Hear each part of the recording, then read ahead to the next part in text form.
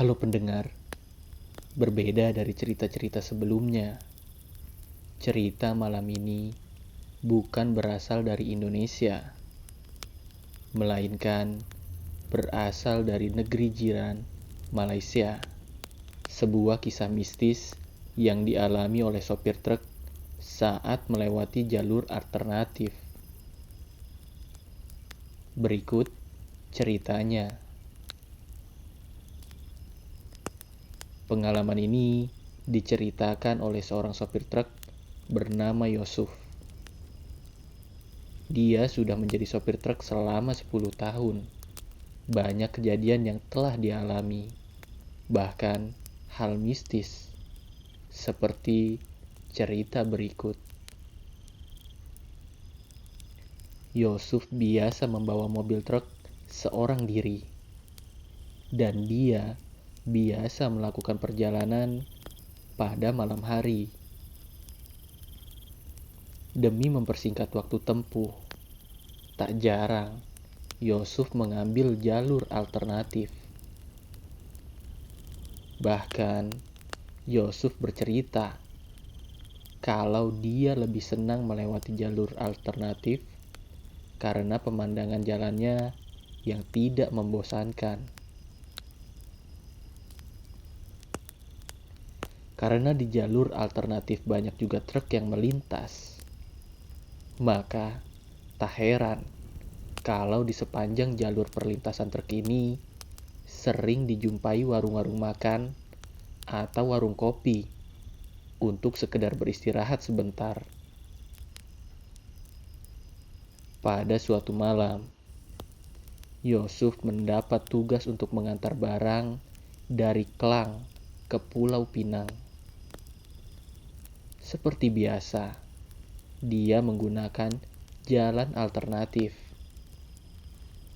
Yusuf melewati Sabak Bernam, Tanjung Karang, Teluk Intan, dan Parit sebelum masuk lagi ke jalan tol di Cangkat Jering, Perak. Saat melewati jalan yang menghubungkan Parit dan Manong, hari sudah mulai malam, meskipun belum terlalu larut. Saat itu, Yusuf merasa lapar, dan dia melihat sebuah warung di pinggir jalan. Di antara banyak warung di sana, Yusuf memilih salah satu warung dan memutuskan berhenti untuk membeli makan di warung itu. Tampilan warung ini seperti warung kebanyakan. Warung ini menjual kue dan mie. Saya beli 2 bungkus mie goreng dan menyerahkan 50 ringgit kepada penjualnya. Setelah mendapatkan uang kembalian, saya langsung masukkan ke dalam saku dan pergi. Setelah pesanannya jadi, Yusuf kembali melanjutkan perjalanannya. Demi menghemat waktu tempuh, Yusuf memakan mie pesanannya tadi di jalan hingga ke Cangkat Jering.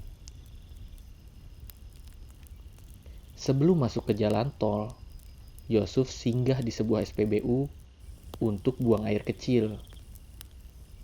Sebelum keluar dari truk, saya mau simpan uang kembalian beli mie goreng ke dalam dompet. Tapi saat masukkan tangan ke dalam saku, saya merasa ada yang aneh. Seperti ada benda lain, tapi bukan uang. Begitu saya tarik keluar, hanya ada 4 lembar daun kering. Waktu itu, saya langsung merinding. Lanjut Yusuf. Yusuf kemudian mengecek bungkus mie yang belum terbuka.